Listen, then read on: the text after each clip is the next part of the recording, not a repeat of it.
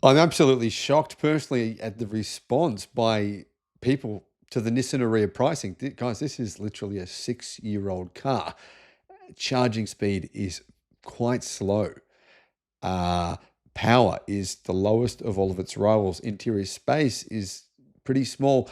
And yet the pricing is it's premium. This is premium pricing. 380 kilometers of range in a model for $60,000 with slow charging speed, and the price is it's really right up there. I mean, really, let's be honest. Let's compare this for a second.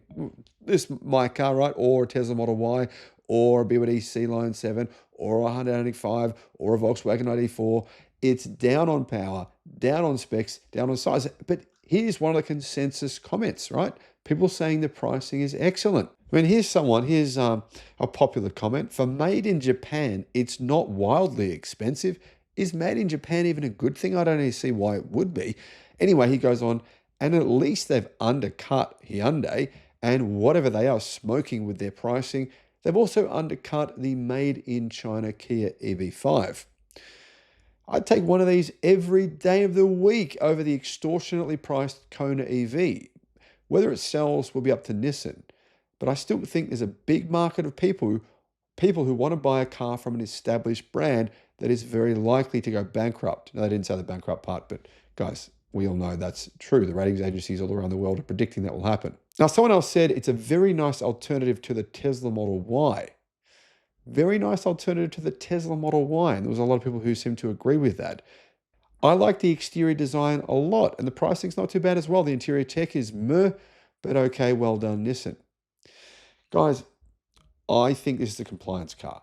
It's actually quite expensive when you actually look at it and compare it to its rivals based on its really what you're really getting for your money. I think it's a compliance car, and I think Nissan wants to sell these because it's going to be making a loss on these cars. But here's my full opinion, my thoughts on this. I'm curious if you guys can tell me in the comments if you agree with me, because clearly a lot of people don't. I'm curious as to why, but please tell me in the comments if you do or don't agree. The Australian media and some journalists are saying that the new Nissan Ariya is a Tesla Model Y killer. It's clearly a rival to the Tesla Model Y, and it's cheaper, therefore it's going to sell better. Is this accurate? Well, no. In fact, absolutely not. The new Nissan Ariya is actually not a bad car.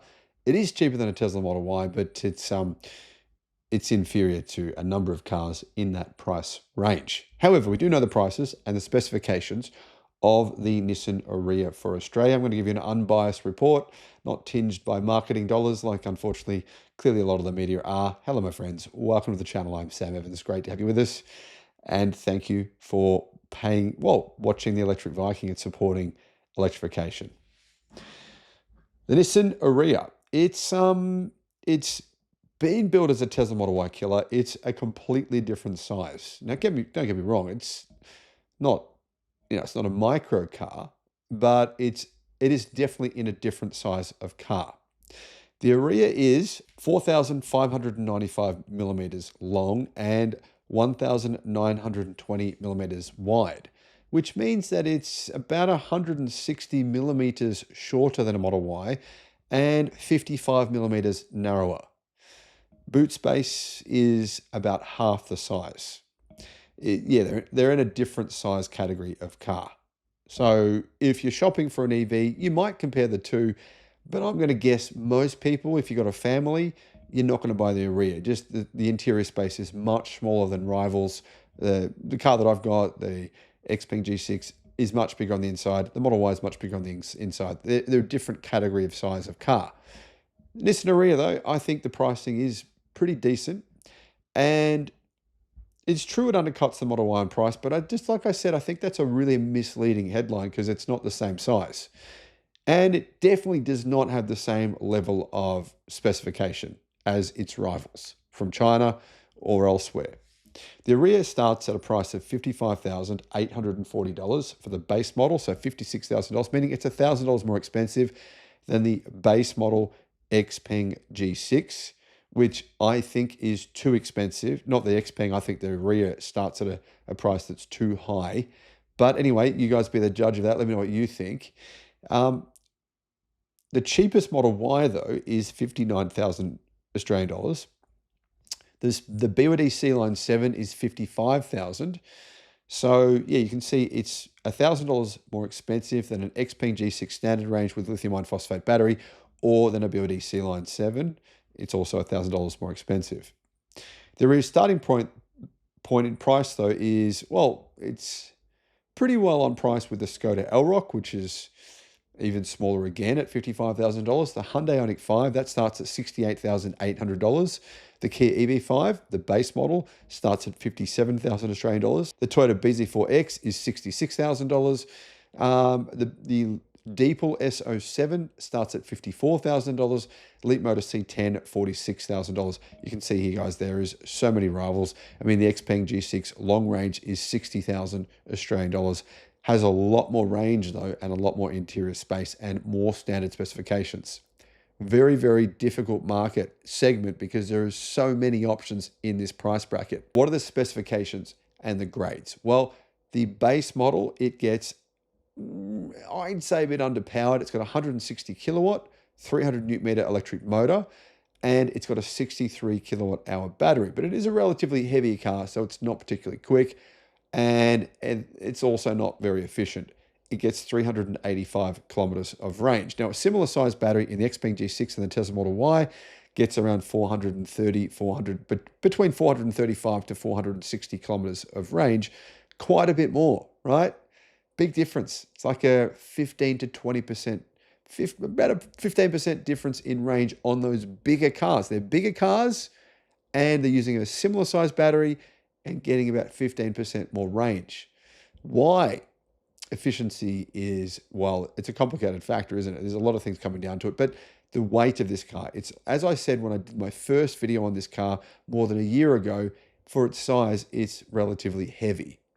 Standard equipment includes 19-inch wheels, 3-mode drive selector, keyless entry, dual zone climate control, 12.3-inch digital instrument cluster, wireless smartphone charger, power folding and heated side mirrors, and automatic headlights and wipers. There's also a 12.3-inch infotainment touchscreen, so a smaller touchscreen than some of its rivals, with built-in sat-nav and digital radio with Apple CarPlay and Android Auto. Now, guys, I honestly think the real rival to this car is actually more like a Geely EX5, which is the same size as. But the Geely EX5 is around, well, nearly $15,000 less money. Anyhow, safety. The Nissan Ariya gets a reversing camera, front and rear parking sensors, driver attention alert, rear cross traffic alert, blind spot monitoring, lane departure warning, and autonomous emergency braking. Pay a bit more, pay an extra $4,000. $59,840 gets you the Engage, and that comes with a bit more power and a bigger battery, but it also gets you black cloth and leather look seats, heated front seats, so the base model does not come with heated front seats or ventilated seats, steering wheel heated as well, surround view monitored power tailgate, power adjustable front seats, rear privacy glass, and a 10-speaker Bose sound system. Now, sorry, I should mention that the Engage model, for that extra $4,000, it's the same battery and the same motor, same power figures. Ariya Advance Plus, so pay, well, an extra $9,000. So pay an extra $8,000 over the base model, and you get more power from the electric motor. Still not a very powerful motor. It's 178 kilowatt. I think for $64,000, it's a bit underpowered, but you do get a bigger battery. It's an 87 kilowatt hour battery. You would think in a car this size, not big, that you get a lot of range from an 87 kilowatt hour NMC battery, right? It's not a lithium iron phosphate battery, but ranges 504 kilometers, which is surprisingly low considering that same battery size in the Xpeng G6 gets you 570 kilometers, and in a Tesla Model Y gets you around 600 kilometers.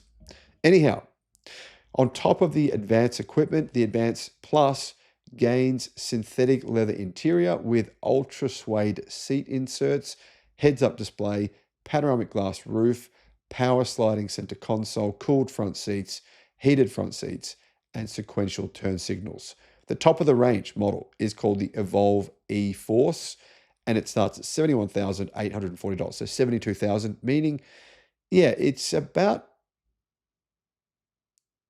$16,000 more expensive than the base model. It adds another electric motor, so it's all-wheel drive, and it'll do 0 to 100 in not quick for an EV, 5.6 seconds, 0 to 100. The motors, what do they produce? Well, the two motors produce 160 kilowatt each, and total torque is 600 newton meters. The range, though, drops because you're adding an extra motor, so the car's a bit heavier. It now weighs 2,300 kilograms, I believe, and range drops to 487 kilometers, which is, yeah, I think pretty disappointing from a vehicle that is not particularly big and it has a big battery. 487 kilometers means this is definitely not an efficient car. The flagship, though, does get 20-inch wheels, which obviously would help to degrade the range, 3-phase AC onboard charger, optional in the Advanced Plus, snow drive mode, Napa leather seat trim, that's nice, finished in blue, matte chrome window surrounds, adaptive LED headlights, power folding and heated side mirrors with memory function, and a tilting and telescoping steering wheel column. But remember, that car is competing directly with the Tesla Model Y long range, which has 113 kilometers more range, has a lot more power, is much, much, much faster, does 0 to 100, I think 1.5 seconds faster, and has much better charging speed, and it's a bigger car. So it's going to be a difficult sell, I think.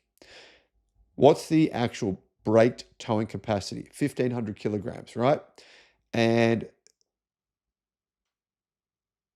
the single motor versions of the car get braked towing capacity of 750 kilograms. So yeah, that's another, probably a bit of a downgrade in comparison to some of its rivals that can do 1,500 kilograms. Warranty is good though, and I think I question the warranty terms considering Nissan is expected to, by most major analysts, be bankrupt before 2030. They're saying they're giving you a 10-year, 300,000 kilometer warranty on the condition that you pay to service the car regularly with Nissan. So that's one way that they're trying to raise funds in order to get themselves out of the current financial crisis that they're in. If customers take the vehicle outside the dealer network of Nissan, the warranty is 5 years. 5-year warranty. The battery is liquid cooled, which is a good thing, unlike the passive air cooling seen with the Nissan Leaf, which caused problems. And the battery has the standard warranty that all EVs in Australia have, which is 8 years and 160,000 kilometers. So they're ensuring that after that point, it still has 75% of its original capacity left after 160,000 kilometers. Pricing, I'll get back to that again. All those range models. The base model Ariya Engage, 55,840 Australian dollars. The Ariya Advance, same battery, same motor, but more features, $59,840. The Ariya Advance Plus gets the extra features of the Advance, but it gets a bigger battery and a slightly more powerful motor, $63,840. And the Ariya Evolve E-Force, $71,840. Now, one thing I haven't mentioned is all the models, right? All those 3 models below the all-wheel drive, they all are front-wheel drive. And range, like I said, the base model and the model up from the base model are about 380 kilometers of range. That long-range model, 504 kilometers, and the long-range all-wheel drive model is 487 kilometers. So performance times. Base models, 8 seconds, 0 to 100. The all-wheel drive model, 5.6 seconds, 0 to 100. Cargo capacity. So the boot size is 466 litres, and it does have a 5-star safety rating. Adult occupant protection was 86%. Child occupant protection was 89%. Vulnerable road user protection, 74%, and safety assist, 93%. Those are pretty good scores for safety. And what about charging speed? Charging speed across the range is about 130 kilowatt. So that's about half the speed of a Tesla. It's about probably a third the speed of the current Xpeng G6, but the new version will be 500 kilowatt. The new Zeekr 7X is about 400 kilowatt charging. Yeah, I mean, that's what it's competing against in price. Really, realistically, it is. So charging speed of 130 kilowatt, even BYD's looking at over 200. It's the slowest charging car in this price range, with cars that are costing between $60,000 to $70,000. So that's another area I think that people are going to look at and say, well, do I want to spend this kind of money? Do I want to spend $60,000 to $70,000 on a car with 130 kilowatt charging when its rivals can charge, between 250 to 500 kilowatt? How long does it actually take? Well, apparently it takes around 35 minutes, around 35 to 40 minutes, depending on the model, to charge from 10 to 80%. I think, guys, I've made a pretty strong case for the fact that the Nissan Ariya is not a genuine rival for, to be honest, many other cars, the Hyundai Ioniq 5, the Tesla Model Y, the XPeng G6, the Zeekr 7X. All those four cars are better. They're better priced. They got more interior space. They got better charging speed. They got more range. So the Nissan Ariya, is it just a compliance car? Is Nissan making a profit off these cars? No, they're not. Nissan's not profiting off these cars. It doesn't make them efficiently. These cars are not being made in some super efficient Chinese car factory where they can potentially make a profit at these prices. So Nissan does not want to sell large numbers of these cars. That's why they're kind of pricing themselves out of the market. Nissan is not in a financial position where it can sell cars and make a loss. Let me know what your thoughts are. Thanks for watching.